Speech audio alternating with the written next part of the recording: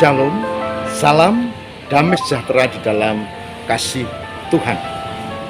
Jumpa kembali di RHI Renungan hari ini. RHI Renungan hari ini bersama saya Pendeta Lukas Eko Sukoco dari Padepokan Diakonia Mitra Kinasih GKJ Purworejo. Saudara, saya berharap saudara semua diberkati Tuhan di masa-masa menjelang Natal ini. Saat ini saya akan ajak dalam RHI Renungan hari ini dalam membahas tema menyambut Natal, belajar dari Zakaria, imam tua yang kurang percaya.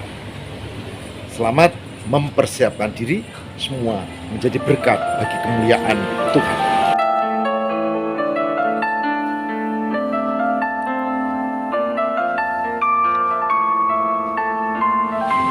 Kita membaca dari kesaksian Lukas pasal 1. Lukas 1 ayat 10 sampai dengan ayat yang ke-18. Yang demikian firman Tuhan. Sementara itu seluruh umat berkumpul di luar dan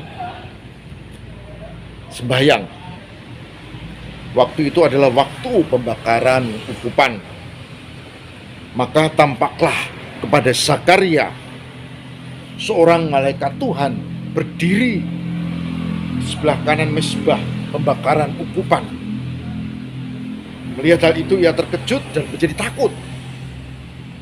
Tetapi malaikat itu berkata kepadanya, "Jangan takut, hai Zakaria, sebab doamu telah dikabulkan, dan Elisabet, istrimu, akan melahirkan seorang anak laki-laki bagimu. Haruslah engkau menamai dia Yohanes. Engkau akan bersukacita dan bergembira, bahkan banyak orang akan bersukacita atas kelahirannya."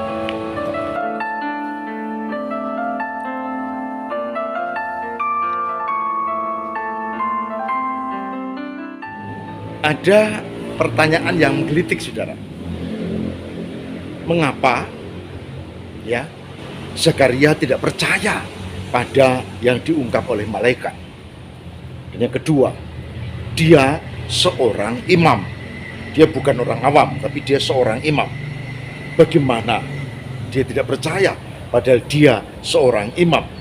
Yang ketiga, dia imam senior. Dia sudah tua, dia bukan imam yang barusan kemarin diteguhkan, tapi imam yang sudah senior.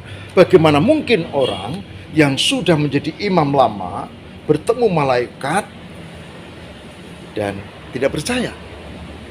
Ini pantas dicatat, saudara.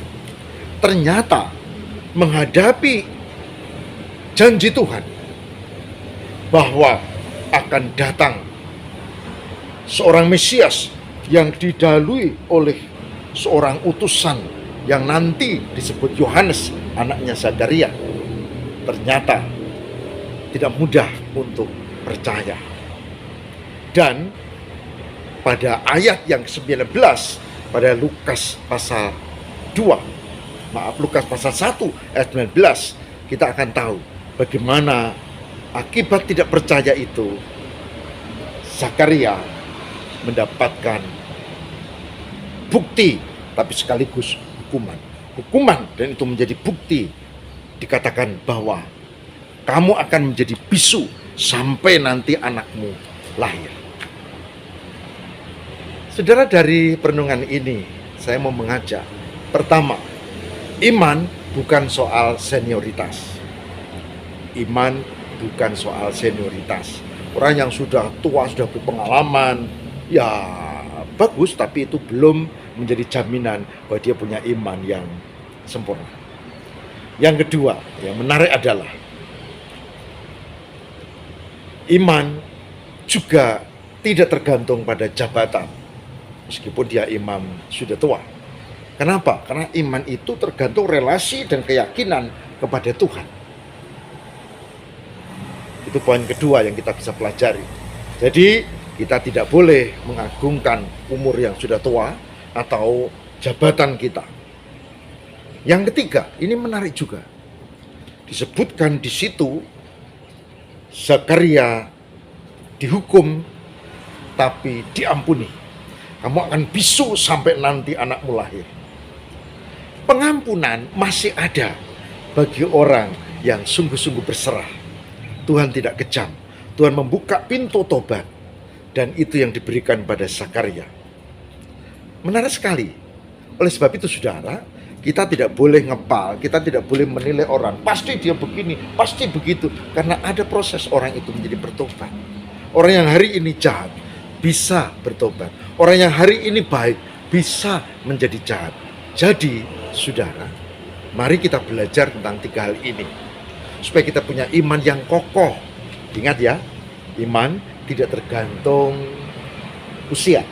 Iman tidak tergantung jabatan, majelis, penatua, pendeta, diaken, enggak, pengurus komisi, panitia ini itu, enggak. Ingat ya. Dan yang ketiga, ada pintu tobat yang masih terbuka. Oleh sebab itu, pada masa Natal ini kita diundang untuk datang dalam pertobatan. Datang dalam pertobatan dan meyakini Yesus adalah Mesias. Jika itu dilakukan, maka Tuhan memberkati kita.